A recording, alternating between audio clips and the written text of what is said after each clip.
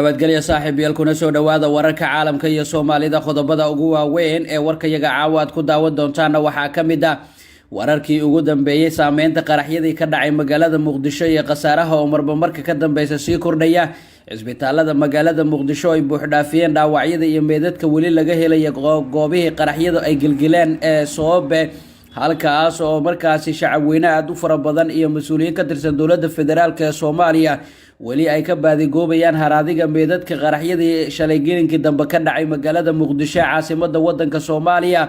sidoo kale daawadayaal waxaan idinla wadaagi doonaa hay'adihii ugu horeeyay oo ka soo jawaabay codsi uu Xasan Sheekh u diray oo ku aadan in la caawiyo dadkii qaraxyadii Soobato waxyeelo ka soo gaartay sidoo kale daawadayaal waxaan idinla wadaagi doonaa General Caanood iyo ciidamo uu wato oo arin farxad leh ka sameeyay qaar ka mid ah isbitaalada ku yaala magaalada Muqdisho iyo ciidankii dowladda federaalka ee Soomaaliya oo gudaha u galay deegaanka Masaajid Cali Guduud oo ugu dambeyntii qayb ka mid ah deegaankaasi isaga baxay kadib markii cabsi ay ka qaadeen in weerar xooggan uu kaga yimaado ururka Al-Shabaab intaasi daawadayaal waxay ahaayeen qodobadii warka ugu waaweynaa markana waxaad ku soo dhawaataan iyagii oo fidsan hay'adda qaramada midoobay u qaabilsan caafimaadka ee WHO ayaa noqotay hay'adii ugu horeysay ee ka soo jawaabta codsiga madaxweynaha Soomaaliya Xasan Sheekh Maxamuud ee ahaa in si degdeg ah gargaar caafimaad loola soo gaaro dadkii ku dhaawacmay qaraxii Soobato ee shalay ka dhacay magaalada Muqdisho madaxa hay'adda qaramada midoobay Tedros Adhanom Ghebreyesus ayaa sheegay in Soomaaliya u dirayaan gargaar caafimaad oo degdeg ah Tedros Adhanom Ghebreyesus ayaa sidoo kale tacsi u diray dowladda iyo shacabka Soomaaliyeed gaar ahaan qoysas ay sida gaarka u saameeyeen qaraxyadii shalay ka dhacay magaalada Muqdisho caasimadda wadanka Soomaaliya madaxa WHO waxa uu shaaciyay in dowladda Soomaaliya ay ka kaalmeynayaan sidii loo daweyn lahaa dhaawacyada faraha badan iyo hanaanka tiiraanyo bixinta dadka ay dhibaatadu xun soo gaartay magaalada Muqdisho ayaa shalay waxaa ka dhacay qaraxyo isxigay kuwaas oo ku dhinteen in ka badan qof inta la xaqiijiyay halka 300 oo kalena ay ku dhaawacmeen waxaana jirta cabsi ah in dhimashada ay aad uga badan karto intaasi qaraxyadan ayaa noqonaya midkii labaad ee ugu qasaaraha badnaa ee ka dhaca magaalada Muqdisho wuxuuna qaraxii kan ka horeeyay badnaa ee ka dhacay qasaaraha badnaa ka dhacay isgoyska Soobe oo 5 sano ka hor 14 Oktoobar 2017 kooxda Al-Shabaab ayaa sheegatay mas'uuliyadda qarax waxaana ay sheegtay in la beegsatay dhalinyaro la ciidameen rabay balse sida muuqata waxaa ku dhintay dad shacab oo u badnaa ganacsato iyo dad isticmaalaya jidadkaasi markaasi qaraxyadu ay gilgileen goobta uu qarax ka dhacay oo ah goob aad u saxmad badneed ayaa markaasi qasaaraha waxa sii badiyay dad aad u fara badan iyo gaadiid oo halkaasi ku xayirnaa qaraxa uu haleelay qaraxa baaxadiisa ayaa burburiyay goobo ganacsi oo aad u fara badan oo ka agdhawaa isgoyska Soobe ee magaalada Muqdisho mas'uuliyiinta dowladda Soomaaliya ugu horeeya gudoomiyaha gobolka Banaadir iyo gudoomiye ku-xigeenka amniga iyo siyaasadda isla gobolkani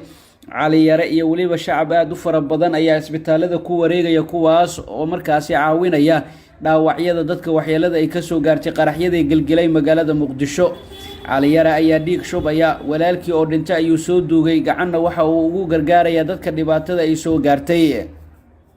magaalada Muqdisho caasimadda Soomaaliya tan iyo shalay waxaa ka socda gurmadyo kala duwan isbitaalada ku yaala magaalada Muqdisho ayaa waxaa buux dhaafiyay dhaawacyada iyo meedadka iyadoo dadka dhaawaca qaba qaarkood lagu dabiibayo banaanada isbitaalada kuwaas oo teendhooyin loo sameeyay shacab magaalada Muqdisho aad u fara badan ayaa buux dhaafiyay isbitaalada kuwaas oo doonaya inay dhiig ku caawiyaan dadka dhaawacyada qaba ee dhiigga u baahan magaalada Muqdisho waxaa laga dareemayaa cabsi aad u xooggan shacabka ayaa meel walba taagan waxaana ay sheegayaan in ay aad uga xun yihiin wixii shalay ka dhacay magaalada Muqdisho iyagoo wacad ku maray inay qoriga qaadan doonaan haddii aysan shabaabku ay markaasi joojin daadinta dhiigga shacabka muslimiinta ahi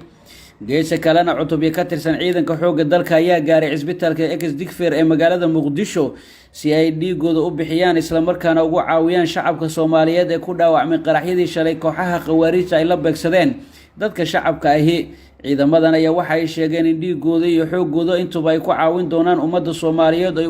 u dhaarteen isbitaalada magaalada Muqdisho ayaa u muuqda mid ay buux dhaafiyeen dhaawacyada dadka ku waxyeeloobay qaraxyadii shalay ka dhacay Soobe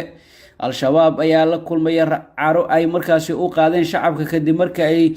loo eegay qaraxyadii ka dhacay magaalada Muqdisho ee shalay isgoyska Soobe oo dad badan 200 qof ay ku dhinteen dhaawacana uu markaasi 300 kor u dhaafayo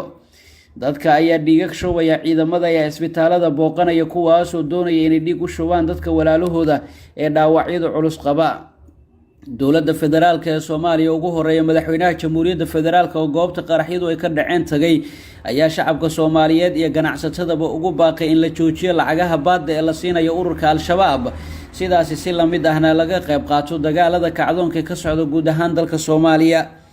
dalka Soomaaliya waxaa ka socda kacdoon ka dhan ah ururka Al-Shabaab, taasoo deegaano badan oo ay ku sugnaayeen looga saaray, waxaana ay sababtay in Al-Shabaab cara ay ka qaadaan isla markaana ay abaabulaan qaraxyo waaweyn oo shacabka Soomaaliyeed ay ku dhibaateynayaan.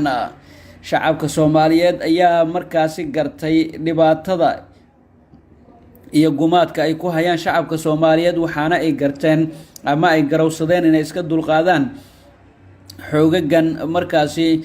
khawaarijta ahi ee shacab iyo ciidan iyo madax dowladeed aan kala saaraynin. xaaladda magaalada Muqdisho ayaa labadii maalin ee ugu dambeysay kacsan, waxaana la adkeeyay amniga guud ee magaalada. ciidamada haramcad oo bannaanka magaalada howlgallo ka wada ayaa dib loo soo celiyey, iyagoo markaasi howlgallo qorshaysan ka fulinaya magaalada Muqdisho isla markaana ilaalinaya amniga guud ee magaalada iyo weliba shacabka Soomaaliyeed ee u gurmanaya walaalahooda dhibaataysan. isgoosyada ayaa lagu arkayaa gaadiid dagaal iyo ciidamo booliis oo aad u hubeysan, kuwaasoo si feejigan u baaraya gaadiidka iyo dadweynaha. waxaa sidoo kale aad loo adkeeyay ammaanka madaxtooyada Villa Soomaaliya iyo weliba baraha control ee laga galo, kuwaasoo lasoo dhigay baabayaasha dagaalka, iyadoo laga cabsi qabay in qaraxyo kale oo waaweyn ay ka dhacaan magaalada Muqdisho, kuwaasoo ay fuliyaan ururka Al-Shabaab oo iyagu aanu kala saaraynin shacab iyo dowladda. ugu dambeyntiina dowladda federaalk ee Soomaaliya ayaa faahfaahin ka bixisay howlgalkii ugu dambeeyay ee ka dhacay deegaanka Masaajid Cali Gaduud kadib markii ciidanka huwanta ay ka saareen xoogaga shabaab oo sanado badan ku sugnaa halkaasi. qoraal lagu daawacay bogga wakaaladda wararka ee Soona ayaa waxaa lagu sheegay in ciidamadu ay gudaha u galeen Masaajid Cali Gaduud kadib dagaalo ka dhacay deegaankaasi. ciidanka xoogga dalka oo kaashanaya dadka deegaanka ayaa si buuxda ula wareegay gacan ku haynta deegaanka Masaajid Cali Gaduud oo ku yaala gobolka Shabeellaha Dhexe ee maamulka Hirshabeelle, ayaa lagu yiri war qoraal oo lagu daawacay bogga Soona. ciidamada sida gaarka u tababaran ee Danab iyo kuwa Gorgor oo kaashanaya dadka deegaanka ayaa howlgalka fuliyay, kuwaasoo gudaha u galay deegaankaasi sida lagu sheegay qoraalkaasi. sidoo kale warka wuxuu intaasi ku darayaa sida muuqata go'aankaas oo isku fara saaraan khawaarijta iyo ciidamada qaranka oo kaashanaya shacabka, iyo weliba taasoo fariin cad oo muujinaysa guuldarooyin waaweyn ee tunta u raadinaysa khawaarijta. warka ka soo baxay dowladda ayaa waxaa sidoo kale lagu sheegay in howlgalkan oo ay barbar socdaan duqeymo xoogan lagu dilay in ka badan 100 ka tirsan Al-Shabaab. Masaajid Cali Gaduud ayaa deegaan istiraatiiji isla markaana muhiim u ahaa kooxda Al-Shabaab maadaama ay dhaqaale badan ay ka heli jireen. ciidamada huwanta ayaa ujeedkoodu yahay inay gaaraan ilaa iyo degmada Aadan Yabaal oo ku yaala saldhigga ugu weyn ee kooxda Al-Shabaab ay ku leedahay halkaasi. warar soo baxaya oo caawa laga helay deegaanka Masaajid Cali Gaduud ayaa waxa ay sheegayaan in ciidamada dowladda federaalk ee gudaha u galay degmada Masaajid Cali Gaduud ay galabta ay dib uga soo sikadeen, iyagoo cabsi xoogan ka muujiyay in weerar xoogan uu kaga yimaado kooxda khawaarijta Al-Shabaab. guud ahaan daawadayaal warkaad kala socoteen channelkan waa naga